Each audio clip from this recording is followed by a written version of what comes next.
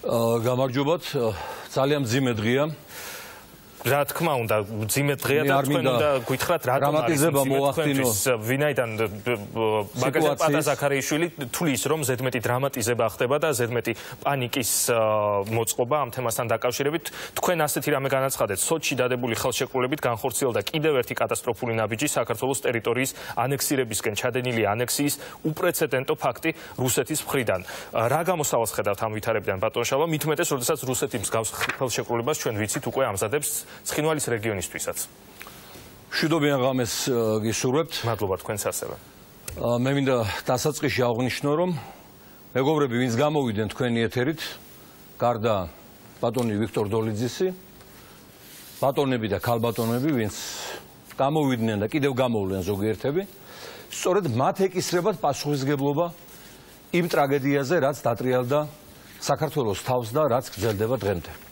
სწორედ ამ ჯგუფმა, მაგ ჯგუფმა, რომელშიც შედიოდნენ ექს-პრეზიდენტი, გარდაცვლილი ზურაბ ჟვანია, პარლამენტის თავმჯდომარე ორგზის ნაპრეზიდენტალი ნინო ბურჯანაძე, მათი დამფინანსებელი ბიძინა ივანიშვილი, ჩაუყარა საფუძველი საქართველოში რუსოფობიურ პოლიტიკას, გადაჰკვიდა რუსეთი მთელი თავისი სიგრძნე სიგანით და რუსეთის მთელი მრისხანება წარმართა საქართველოსკენ ნაცვალ იმისა, რომ მათ ეთამაშათ აი ამ 10 წლების მანძილზე მეხამრიდის როლი, არ დაეშვათ რუსეთიდან გამოსროლილი ყველა ბომბის ჩვენ თავზე დაცემა და გახეთქვა და არ მიიყვანათ საქმე აქამდე. ამდენად მე უკვე ვფიქრობ, რომ ისინი ამ თემაზე არ უნდა გამოდიოდნენ და არ უნდა აკეთებდნენ კომენტარებს მაინც და არ უნდა ახსენებდნენ ადამიანებს თავის ძალიან შაუბნელ საქმიანობას ამ მიმართულებითაც. ეხლა მე აღარ მინდა ვისაუბრო რესპუბლიკელებზე, რომლებმაც დღეს სოჩში მოეწერა ხელი ამ ტრაგიკულ ხელშეკრულებას და მრავალი წლის წინ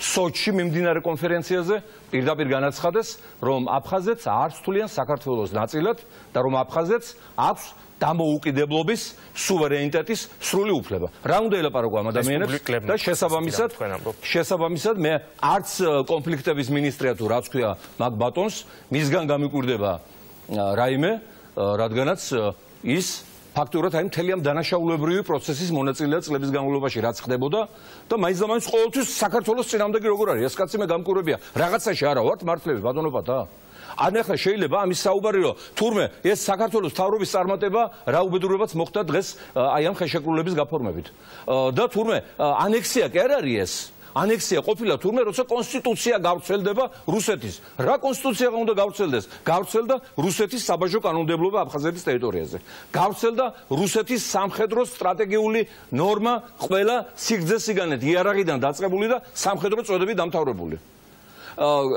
გავრცელდა რუსეთში არსებული ხელფასები საჯარო მოსამსახურეებზე მთელი აფხაზეთის ტერიტორიაზე გავრცელდა რუსული რეალურად მეტნაკლებად ეს ყველაფერი არსებობდა უბრალოდ ახლა უფრო ინტენსიური გახდება მაგრამ ეს არ ნიშნავს რომ ეს არის ასეთი დიდი ტრაგედია როგორც მე მიმაჩნია რომ ეს არის დანაშაულებრივი განცხადება ეს პოზიცია არის დანაშაულებრივი მიდგომა ფაქტურად მოხდა არა მარტო ანექსია არამედ ამ ხელშეკრულებით განხორციელდა აფხაზეთის ინკორპორაცია რუსეთის ფედერაციის შემადგენლობაში ინკორპორაცია შეერთებას ნიშნავს ან თქვათ ნაწილობრივ სამთლიანად ეხლა მთლიან შეერთებას ველოდებიან მამაცხონებულები და მე ატეხავენ ამბავს მე არ ვიცი მათ პასუხისმგებლობა რომ ძიმეთ დადგება ალბათ ამ შემთხვევებში და ამიტომ დღეს უნდა შევაფასოთ მიმდინარე სიტუაცია რა ხდება ჩვენს თავს სახეზია საქართველოს ხელისუფლების საქართველოს მთავრობის ივანიშვილის რეჟიმის სრული კრახი არა მარტო შიდა პოლიტიკაში არამედ ტერიტორიული მთლიანობის დაცვის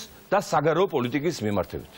სრული კრახი გამოიხატება იმაში, რომ მათი მოსვლის დღიდან დაიწყო ბორდერიზაცია, ანუ გადაღობა კონფლიქტური ზონების და დამთავრდა ინკორპორაციით და ეს პროცესი გაგრძელდება უკვე უახლოეს ხანში ცხინვალის რეგიონზე. შექმნილ სიტუაციაში მე მოვუწოდებ პრემიერ-მინისტრ ღარიბაშვილს გადადგეს დაკავებული თანამდებობიდან. და გადადგომამდე მე მოვუწოდებ მას ხვალ საღამოს უზრუნველყოს გაეროს უშიშროების საბჭოს სპეციალური სხდომა, სადაც იქნება შეფასებული ეს უაღრესად საბედისწერო დოკუმენტი საქართველოსა და მთელი მსოფლიოსათვის. რადგანაც დამერწმუნეთ, ის რაც ახლა ხდება ჩვენს გარშემო და ჩვენს შიგნით, ხვალ მიადგება სოფლიოს სხვა ქვეყნებს, მიადგა უკვე კატალონიაში ესპანეთს, მიადგა უკვე შოტლანდიაში ბრიტანეთს, მიადგება აგერ კიდევ სხვა ტერიტორიებს, რომელიც მთელ სოფლიოშია და ბობოქროს შამქრალი ვულკანებით არის, ამდენად სოფლიოს საზოგადოება დამეთანხმებით დაინტერესებულია ძალიან სწრაფ რეაგირებაში, გარდა საქართველოს მთავრობისა, რომელსაც ვიმეორებ, დღეს უკვე უნდა მათი საგარეო საქმეთა მინისტრი თუ ვინც არის, უნდა იჯდეს ნიუ-იორკში, გაეროს კარებთან და ითხოვდეს უშიშროების საბჭოს საგანგებო სხდომას, ბოლოს და ბოლოს უკრაინელებზე ნაკლებად უნდა გვიყვარდეს ჩვენი თავი და ჩვენი ტერიტორია და ჩვენი ხალხი ღამეში ორჯერ იმართება უშიშროების საბჭოს სხდომა დონბასის და ლუგანსკის საკითხებზე. ელემენტარული პატრიოტიზმის გრძნობა, ელემენტარული სინდისი, ელემენტარული სიყვარული თქვენი ქვეყნის არა გაქვთ და აქ ვიმტკიცებ რომ შესაბამისად მოლოდინი რომ წარმატება ყოფილა საქართველოს მთავრობის. ნუ ახლა თქვენ გაქვთ მოლოდინი რომ სიტუაცია საქართველოში კიდევ უფრო დაუახლოვდება უკრაინის მოდელს და რეფერენდუმი გაიმართება აფხაზეთში და ცხინვალის რეგიონში იმისათვის რომ ეს ტერიტორიები საბოლოოდ შეუერთდეს რუსეთს.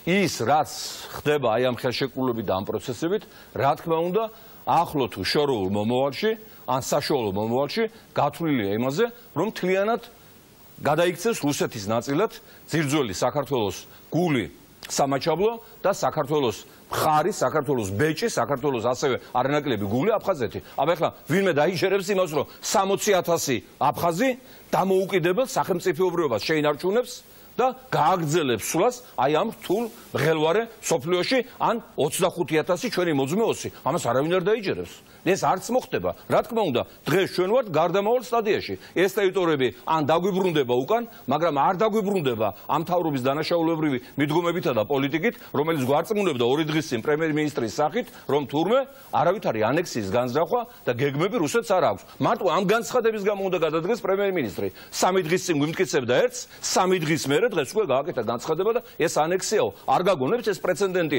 ჩემბერლენის ისტორიას, როდესაც მიუნხენის სამარცხინო კონფერენციაზე გადასცეს ჰიტლერის სუდეტის ოლქი, დაბრუნდა ჩემბერლენი ლონდონში და აეროპორტშივე განაცხადა, რომ მე მოგიტანეთ მშვიდობა და რამდენიმე დღეში დაიწყო მეორე მსოფლიო ომი. ის წავიდა პოლიტიკიდან სამუდამოდ. იმდენი თავმოყარობაც არ აქვს, რომ როდესაც აი ამ ხელა კრახი დაემართებათ თავიანთ პოლიტიკურ საქმიანობაში, პასუხისგებლობა იგრძნო და გადადგნენ. მე ვიმაჩნია, რომ მთავრობა უნდა შეიცვალოს. კი ბატონო, ახლა მთლად უკეთესებს აღარ მოიყვანენ მაგაზე, მაგრამ პასუხისგებლობა მაინც ექნება მომავალ მთავრობას, ვისაც აირჩევენ აი ახლა, რომ იგივე არ გაიმეოროს და არ გვიმტკიცოს, რომ ეს ანექსიას არაპირებს არავინ და 3 დღის შემდეგ დავდგეთ მომხდარი ფაქტის წინაშე. იმავდროულად მე მინდა გაცნობოთ ხელმეორეს დღეს გადაიცა გარკვეულწილად, მაგრამ მაინც რომ დღეს ჩვენ მივმართეთ რუსეთის წამყვან პოლიტიკურ პარტიებს იმის თაობაზე რომ შევქმნათ ინტერპარტიული საბჭო, სადაც არ უნდა ვიაროთ, გაეროც კარგია, ნატოს კარგია, ევროკავშირიც კარგია, რა თქმა უნდა, მნიშვნელოვანია მათი მხარდაჭერა, რუსეთთან პირდაპირ დიალოგის გარეშე არანაირი წინსვლა, არანაირი ტერიტორიების დაბრუნება და ამ ინკორპორაციის პროცესის გაჩერება არ იქნება. ამიტომ ჩვენ მივმართეთ წამყვან პარტიებს, მანამდე მე მქონდა შრი-ლანკაში მათთან შეხვედრები, კონფერენციაზე აზიის პოლიტიკური პარტიების, რომ დაიწყოს უკვე უშუალოდ პოლიტიკოსების დიალოგი ამ თემაზე. დააკვირდით თქვენ რა ხდება აფხაზეთის და ცხინვალის და ტერიტორიული მთლიანობის საკითხებზე, ყველა ჩართულია დიალოგში. სპეცსამსახურები, უნიჭო დიპლომატები, მაბატე ჟურნალისტები, არასამთავრობო ორგანიზაციები, მოსყიდული ექსპერტები და ბიზნესმენები და მთელი პოლიტიკური სპექტრი ორივე მხრიდან, რუსეთიდან და საქართველოსდანაც გამოძევებული ამ ფორმატიდან და ამ დროს პოლიტიკოსებს ეკისრებათ პასუხისგებლობა, რაც ხდება ამ პროცესებზე და არა იმ არასამთავრობოებს, ექსპერტებსა და ბიზნესმენებს და დიპლომატებს და სპეცსამსახურის წარმომადგენლებს. ამიტომ ჩვენ ორი ფრონტია, რომელმაც ყირიმის ანექსიას ხმამისსა. ყირიმის მიერთებას, ეს ის პოლიტიკური სპექტრია რუსეთის მხრიდან გულისხმობ. ხო, რუსეთის მხრიდან დასაგებია, რომ ასეთი პოლიტიკური სპექტრია და ამიტომ ეს პირდაპირ უნდა უთხრათ აი იმ ინტერპარტიულ საბჭოში თუ შეიქმნება ასეთი იმ პოლიტიკურ სპექტრს, რომ თქვენ აი ასეთი პოლიტიკით შლით თვითონ რუსეთს, რადგანაც დღეს რომ ყირიმს შეიერთებდა დამოუკიდებლად აღიარება აფხაზეთს თუნდაც, ხო? ხვალ დაღესტანს ვეღარ ეთქვი 4 მილიონიან დაღესტანს უარს დამოუკიდებლობაზე და ვეღარ ეთქვი უარს იაკუტელებს, ვეღარ ეთქვი ჩუვაშებს, ეს უნდა უთხრათ პირში მაგ პოლიტიკოსებს, თორე ჩვენ გამოგდის როგორ იცი, გაღმა გამოღმა ვდგავართ, ერთმანეს ვეჭხუბებით, ეს რა ქვია, არ გამიშვა თუმანს მოგცემა ეგეთი ნათქვამი იყო, ახლოს არ მივდივართ ერთმანეთთან და ამ დროს ამ შუალედში ფუთფუთებს სარგებლის მაძიებელთა ხროვა. ანუ პოლიტიკოსებმა, ვინც საბოლოო ჯამში აკეთებს აი ესეთ რატიფიცირებას, თქვენი ცით თუ არა რუსეთის მნიშვნელოვან რამეს გეუბნებით. რუსეთის სახელმწიფო სათათბიროში, კონკრეტულად ფედერაციის საბჭოში არა, ერთმა სახელმწიფო სათათბიროში და მეორემ ფედერაციის საბჭოში. ქართველებმა ხმა მისცეს აფხაზეთის და სამხრეთ ოსეთის ეგრეთ წოდებული დამოუკიდებლობის აღიარებას, როცა ეს საკითხები იხილებოდა იქ. ქართველებმა ერთს სამწუხაროდ ვიცნობ და მისმაგრად მემწვენია, მეორეს არ ვიცნობ, ცნობილი სიხარულიძე სპორტსმენია რაღაცა დარგში, ჯობია რომ ქართული გვარი მაინც არ ქონდეს. ამდენად იმათთან სამუშაოა. რა თქმა უნდა, ჩვენ უნდა გამოვიყენოთ ჩვენი მეგობარი დასავლეთი, ნატოც, ამერიკაც, ვიმეორებ ევროკავშირიც და გაეროს და ეუთოს საპარლამენტო ასამბლეაც, მაგრამ ვიმეორებ თუ არ დავიწყეთ იმათთან უშუალო საუბარი, იმდენად დავცილდით ჩვენ უკვე ერთმანეთს, რომ ვერანაირი მასალა და ვერანაირი პოლიტიკური ღონისძიება ვეღარ გაერთიანებს იმ ჩატეხილ ხიდს და ეს ტერიტორიები დაგვრჩება გაღმა. ეს არ უნდა დაუშვათ. შესაბამისად, მე მოვითხოვ კიდევ ერთხელ დღევანდელი მთავრობის გადადგომას, მე მოვითხოვ კიდევ ერთხელ მთავრობის არა მარტო გადადგომას, არამედ ახალი საპარლამენტო არჩევნების დანიშვნას, რათა მოგვეცეს საშუალება მოვიდეთ ხელისუფლებაში და სანამ ჯერ კიდევ დროა, მივხედოთ ქვეყანას, გადავარჩინოთ ქვეყანა, გავიყვანოთ განვითარების გზაზე. ისინი, ვინც ვიმეორებ, აი აქ ლაპარაკობენ მტყელტყელ სიტყვებს, არიან ავტორები იმ უბედურების, რაც ჩვენ თავს დატრიალდა. შალვა ნათელაშვილი. და თუ მინეს არ იჯერა ეს დამიჯდნენ დებატებში და დავლაპარაკებთ.